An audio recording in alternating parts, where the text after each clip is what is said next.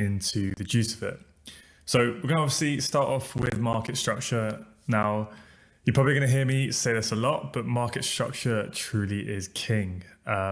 It's the first thing I look at whenever I go onto a chart. It's the first thing I'm thinking about. It's the first thing I'll be looking to analyze.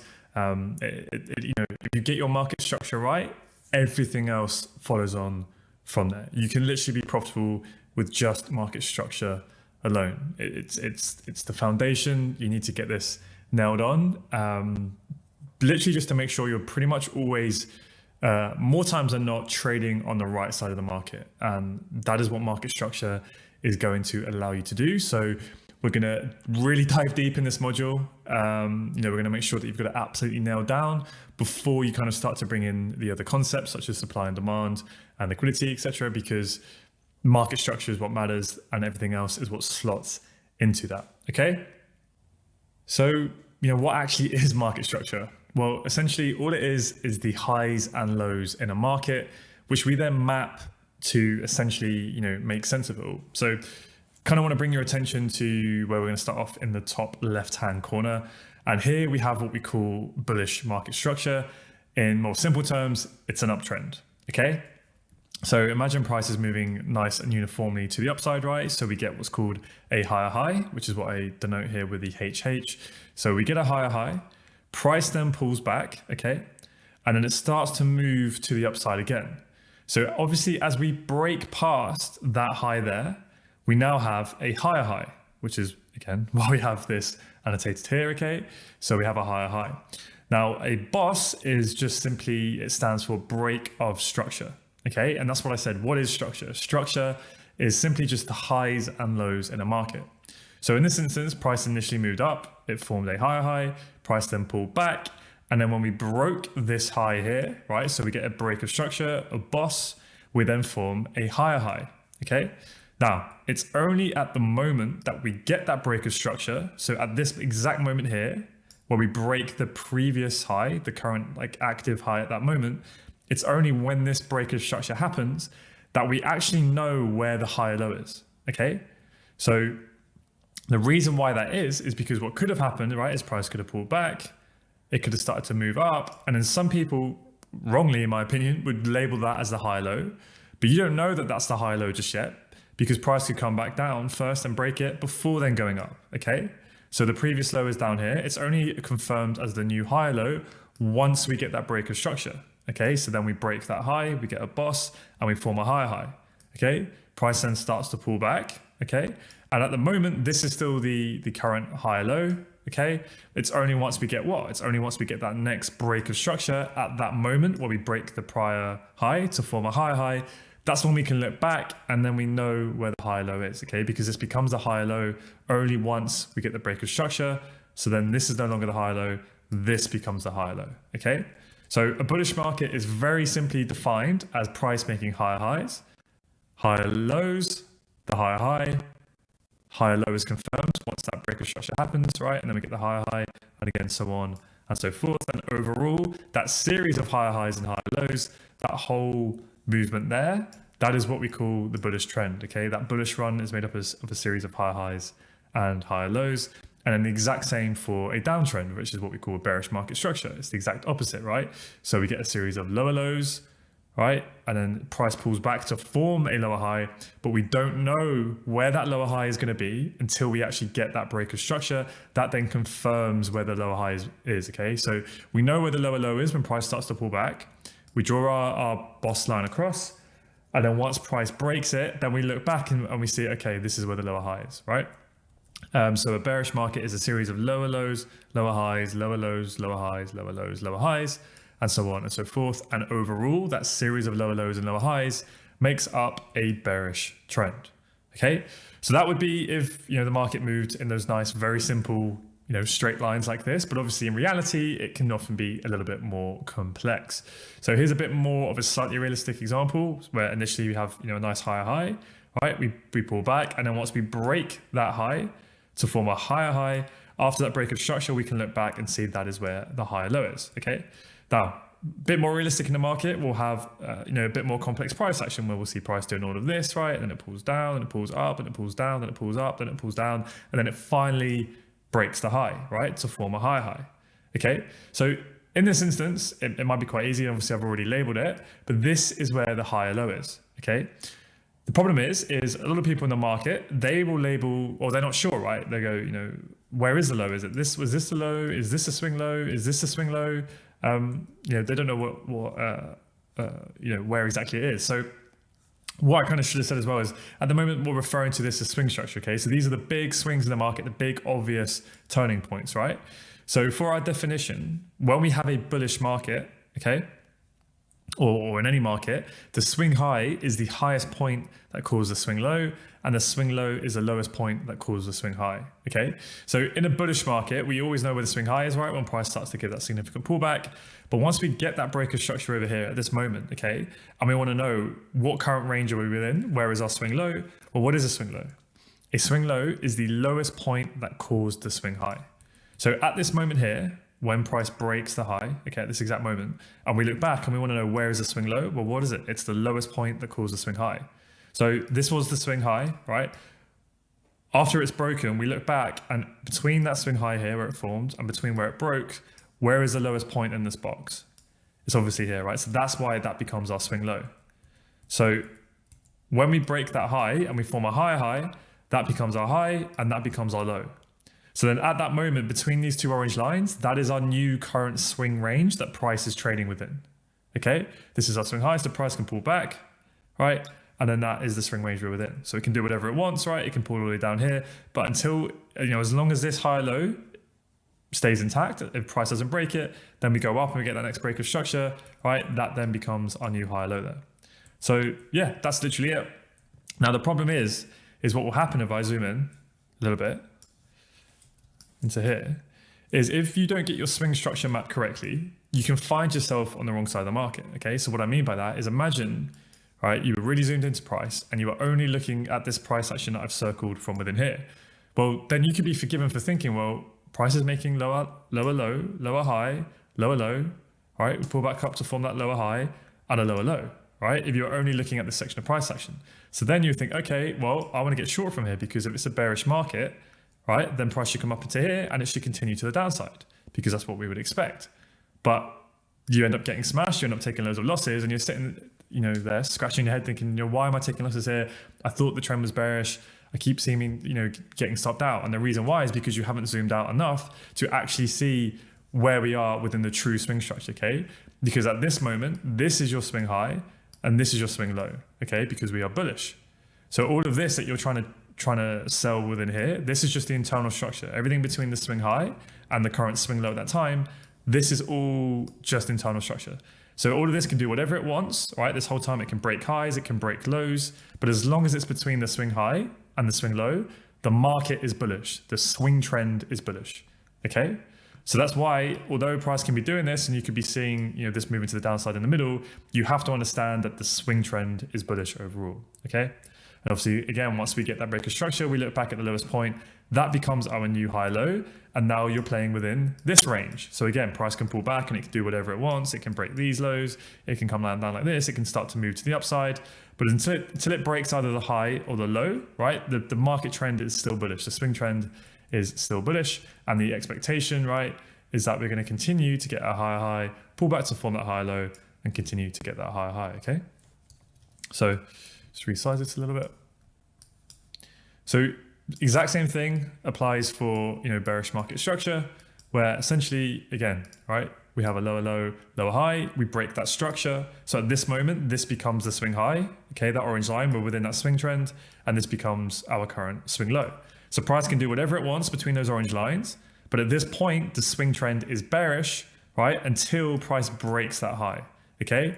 Otherwise, we're still bearish, okay? So price can do whatever it wants, and then it's only once we then go on and break that swing low to form a swing lower low, then we can look back and go, where is the new swing high? Well, it's the highest point that took out this low, right, after it was printed, which would be this point here, okay? This is the swing high. So then you draw your new swing range, okay, between these two orange lines. And again, price can do whatever it wants. It can pull back, it can break this high, it can break this high, but it doesn't matter. The swing trend is still bearish, okay, because it has not broken the swing high.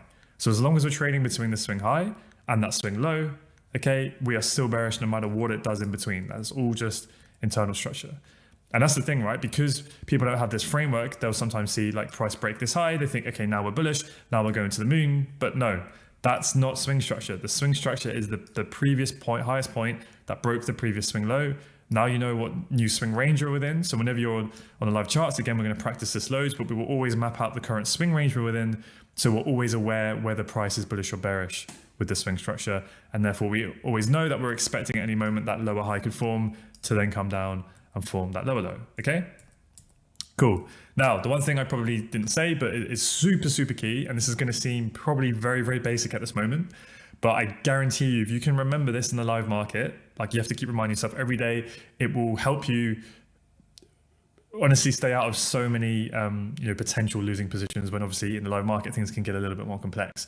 And all that simply is after a break of structure, we expect a pullback on that time frame. Okay, so everything we're going to be doing so far is all in one time frame for quite a lot of lessons now. We'll do multi-time frame analysis towards the end. So everything for now, just think about one time frame. Okay, so after a break of structure, we expect a pullback on that time frame. So what does that mean? Well, after we break that high and we form a higher high, or we break that high, price can go for quite a while. But at the moment we get that break of structure, you have to start thinking about at any moment that swing pullback could be kicking in. Okay. So again, once we get that break of structure here, yes, it could keep going for a while and you could keep buying, but you need to be a lot more like quicker with the targets, because at any moment after that break of structure, we're expecting that pullback. Okay. And again, this is where a lot of people go wrong in their trading, because they see that break of structure and they go, oh, now we're strong. Now we're breaking highs. Now we're going to the moon, and they keep buying. Then what happens? Then price pulls back because we expect the swing pullback. They don't, and they get stopped out or their profits go away. Okay. So where we want to be buying is we want to be buying here. We want to be trying to catch these high lows, and we want to be targeting these highs. And that's when we want to then be taking profits, then waiting for the pullback. We can also trade the pullback as well, but wait for that. Then we want to be catching this, and we want to be targeting here. Again, taking nearly, or if not all of our profits, and then waiting for the pullback. Whereas losing traders, they're waiting for the break, then they're buying up here, and then they're always getting stopped out or not making a lot of returns, okay? So super, super key. After a break of structure, that's when your mind needs to start thinking and saying to yourself, okay, at some point now, we've had a break of structure on this time frame, we can expect a swing pullback on said time frame. Now, we're going to look at basically the exact same thing, but we're just going to add in a concept of what we call strong and weak highs and lows. Now, this is what I think is a reasonably simple concept, but it is so underratedly powerful that I could almost go out on a limb here and say that the entire strategy that we use is pretty much based on this concept. And what we essentially want to be doing is we want to be trading from strong structure, and we want to be targeting weak structure. Okay. And that is literally it. If I could boil down the strategy into the most simple philosophy behind it, is we want to be trading from strong structure. Okay. And we want to be targeting weak structure. Okay. So let's go through that and you'll see exactly what I mean. So remember, nice simple bullish market, we get a series of higher highs and higher lows when we break that structure, right? Higher high, higher low, higher high, higher low, higher high. Now, the way to think about this in a bullish market is that when price pulls back like this and then price goes up and breaks it, it takes a fair amount of money to break these key structural points in the market, right? Because there's going to be, people who have sold here. There's going to be people who, are going to want to, protect their position. So, an even more simple way to think about it is, what is a high or a low's job? Well, a low's job, so a low, its job is to try and make a new high, okay? And then you could say a high's job over here is to try and make a new low. So a high is always trying to make, a high is always trying to make a low, and a low is always trying to make a high, right? So if this low goes on to make that higher high, right, it takes a lot of money to break structure to the upside. So now this becomes a strong low, which is what we use with this solid line, okay? So when price comes back down to it, you can kind of think about this becomes a protected low. So we can use the words strong and protected. They mean the same thing, okay? And the reason why you might want to call it protected, if this kind of helps you understand it, is you could go, well, big money stepped in to move the market to the upside, right? To break these highs. So as price is coming back down, you could think that there's a vested interest to want to protect this low. They're not going to want price to come down and break past it, right? Because then obviously they're going to lose money or lose their profits. So If a low breaks structure, it becomes a strong low. So when price is pulling back, the expectation is that strong low will not be broken, okay? And then that's why then price moves to the upside again. This low holds, right? And then we get another strong high low, right? Because that low breaks structure, right? So that's why in a bullish market, you continue to see each strong low hold and it doesn't break. Price pulls back near it, but as long as it holds, it's still a strong low and it moves to the upside, okay? So in a bullish market, you have strong lows, and that's why we want to be buying from the strong higher lows, okay? And that's why I was saying the whole idea of the strategy is we want to be catching these movements. We want to be trading from these strong lows, okay? So as price is pulling back and we're in this current swing range, and we know that this is the strong low because it broke the high, it broke structure, right? All the strong lower high is it's one if it broke structure. That's a more simple definition. So a strong low is strong if it breaks structure.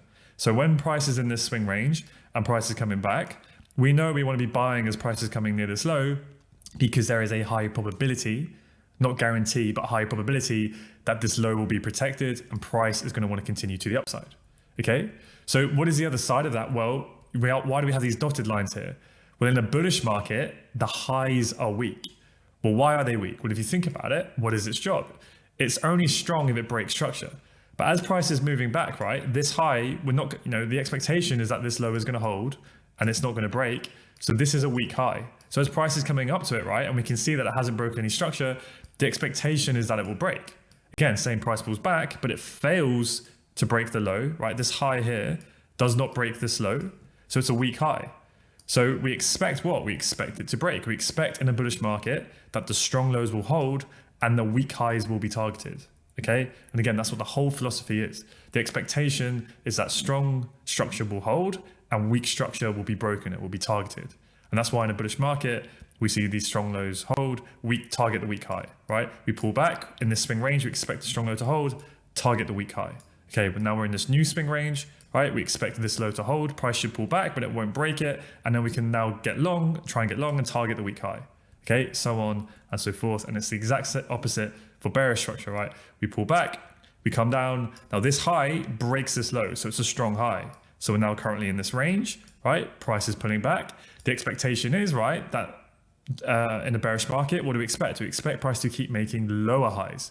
So if this is the current high, what's the expectation? The expectation is price will not break it, because we're expecting a lower high to form, and also because it's a strong structure. Why is it strong? It's strong because it broke this low. It caused a break of structure.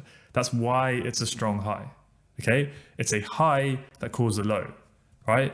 And that's why in a bearish market, those strong structure is protected. It doesn't break, and we see that series of lower lows and lower highs, right? And the lows are weak because they don't break any structure to the upside. So that's why they keep being targeted, and we protect the highs.